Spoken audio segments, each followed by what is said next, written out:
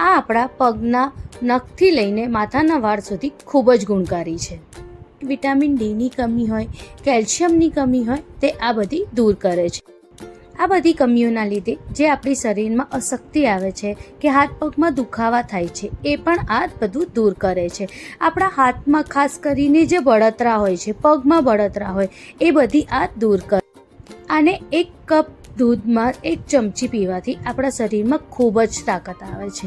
આજે હું તમને બતાવીશ કે આપણે કઈ રીતે કેટલા બધા ડ્રાયફ્રૂટ્સથી અને સીડ્સથી આ પાવડર આપણે બનાવી શકીએ છીએ. તો ચલો આપણે જઈએ પાવડર બનાવવા તરફ. સૌપ્રથમ મેં એક કઢાઈ લીધી છે, એને મેં ગરમ કરી છે. એમાં મેં કોઈ બી ઘી એડ નથી કર્યું. અને હવે એમાં મેં 3 કપ જેટલા મેં મખાના લીધા છે. મખાનાને લોટસ સીડ પણ કહેવાય.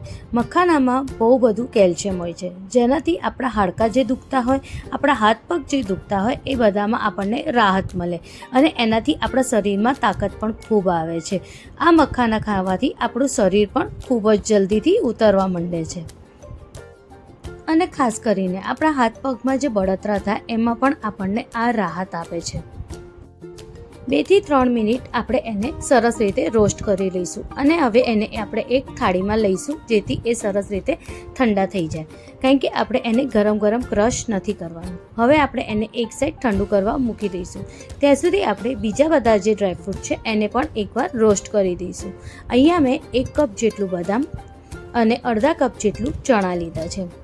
આ પણ આપણા શરીર માટે બહુ જ હેલ્ધી છે. આમાં પણ બહુ જ તાકાત હોય છે. બદામમાં અને ચણામાં ખૂબ જ તાકાત હોય છે. એટલે આપણે આ તો રોજ લેવા જ જોઈએ. એટલે આપણે આને પણ સરસ રીતે એકવાર ડ્રાય રોસ્ટ કરી દઈશું અને એને પણ ઠંડુ કરવા એક સાઈડ થાળીમાં મૂકી દઈશું. આપણે એને ડ્રાય રોસ્ટ એટલે કરીએ છીએ ત્યાંથી એની જે શેલ્ફ લાઈફ છે એ વધી જાય. હવે આપણે એક તાસ લઈશું અને એને એક તાસમાં આવી રીતે ઠંડુ કરવા મૂકી દઈશું. હવે એ જ કઢાઈમાં આપણે 1/4 કપ જેટલું અળસી લઈશું, 1/4 કપ જેટલું મગતરીના બી લઈશું અને 2 ચમચી જેટલું આપણે આમાં ખસખસ એડ કરીશું.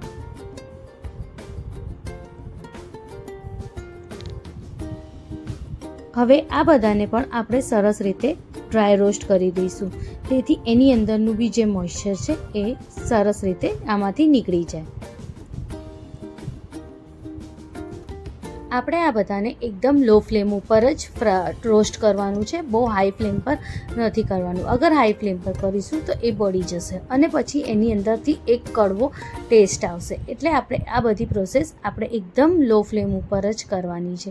અને આપણે એને બહુ બી રોસ્ટ નથી કરવાનું. આપણે 2 કે 3 મિનિટથી વધારે આ બધાને રોસ્ટ નથી કરવાનું. હવે આને પણ આપણે એક તાસમાં લઈ લઈશું, જેમાં આપણે બદામ અને ચણા કાઢ્યા હતા. આ બધાને આપણે હવે સરસ રીતે મિક્સ કરીને ઠંડુ થવા દઈશું. હવે મેં અહીંયા ખારેક લીધી છે. ખારેક જે છે આપણે ખજૂર નથી લેવાની. આ બધું આપણે ડ્રાય પાવડર બનાવીએ છીએ, એટલે આપણે આમાં ખારેકનું યુઝ કરીશું. જો મેં કંઈક આવી અહીંયા ખારેક લીધી છે. મેં 20 ખારેક લીધી છે. 20 ખારેકને મેં આવી રીતે નાના કટકા કરી દીધા છે. તમે ઈચ્છો તો આને શેકીને પણ લઈ શકો છો, પણ મેં અહીંયા શેક્યા વગર જ આને અહીંયા લીધી છે અને આમાં મેં એડ કરી છે. આ લગભગ 20 જેટલી ખારેક છે. હવે મેં અહીંયા 1/4 કપ જેટલા કાજુ લીધા છે. હવે કાજુને પણ આપણે અહીંયા ડ્રાય રોસ્ટ કરી દઈશું. એ ડ્રાય રોસ્ટ થઈ જાય એટલે એને પણ આપણે આમાં એડ કરી દઈશું અને ઠંડુ કરવા એક સાઈડ મૂકી દઈશું. હવે આપણે બધાને થોડું કરીને ક્રશ કરવાનું છે.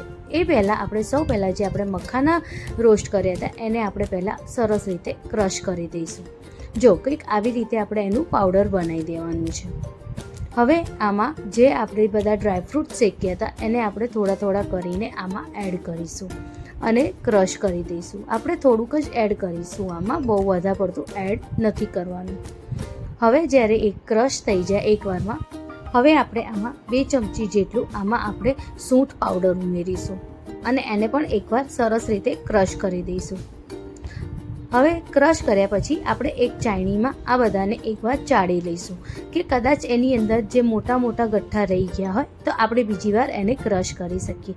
અગર આપણે એને ચાળીશું નહીં તો એની અંદર છે ને જે મોટા મોટા ગઠ્ઠા આવશે એ પીવામાં આવશે દૂધમાં, તો એ ટેસ્ટમાં સારું નહીં લાગે. એટલે આપણે આવી રીતે એકવાર ક્રશ કરી દેવાનું છે. અને આ પાવડર આપણે નાના છોકરાને પણ આપી શકીએ છીએ.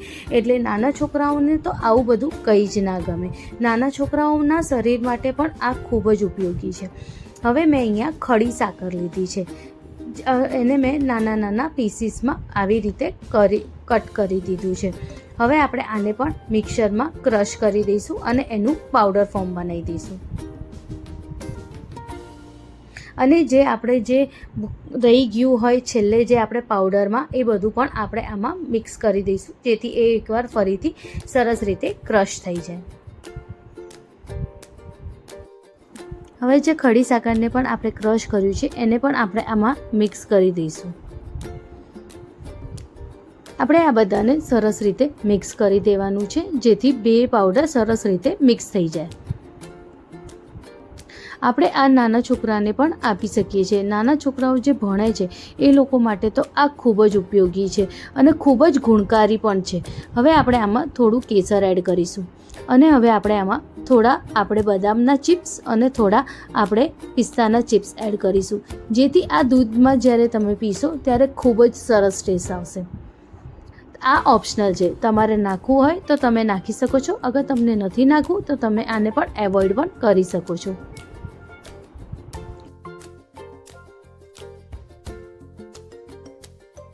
જે છોકરાઓ ભણે છે એના માટે પણ આ ખૂબ જ ગુણકારી છે. તમે એને પણ આ પાવડર આપી શકો છો.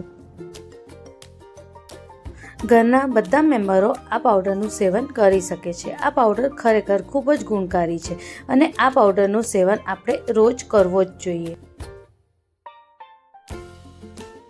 1 ચમચ દૂધ સાથે આપણે લેવું જ જોઈએ. આ આપણને ખૂબ જ તાકાત આપે છે અને આપણી શરીરની અંદર જે બી કમીઓ હોય એને પણ આ પૂરી કરે છે. જેમ આપણા શરીરમાં જે અશક્તિ હોય તો અશક્તિને દૂર કરે છે. આપણી અંદર જે કેલ્શિયમ, વિટામિનની, આયર્નની જે બી કમી હોય એ બધી દૂર કરે છે. હાથ પગના દુખાવાને દૂર કરે છે. આને તમે પ્લાસ્ટિક કે કાચની કોઈ બી બોટલમાં સ્ટોર કરી શકો છો. હવે આપણે એક કઢાઈમાં 1 કપ જેટલું દૂધ લઈશું. હવે એને બરોબર આપણે ગરમ કરીશું. જ્યારે એ ગરમ થવા આવે ત્યારે આપણે 1 ચમચ જેટલું પાવડર જે આપણે હમણાં બનાવ્યું એ એમાં એડ કરીશું. મોટાઓને 1 ચમચ જેટલું પાવડર અને નાના છોકરાઓને આપતા હો તો અડધી ચમચીથી વધારે એને લોકોને નથી આપવાનું. આ દૂધને તમે કોઈ બી એક ટાઈમ દિવસમાં લઈ શકો છો. એક ટાઈમથી વધારે આ દૂધનું સેવન તમે ના કરતા. કાં તો તમે સવારે લેશો કાં તો તમે તેને સાંજે લઈ શકો છો. અગર સવારે લો તો વધારે સારું, કારણ કે આખા દિવસમાં એ તમને ભરપૂર એનર્જી પણ આપશે અને આ સેવન કરવાથી તમારી શરીરમાં તાકાત પણ આવશે.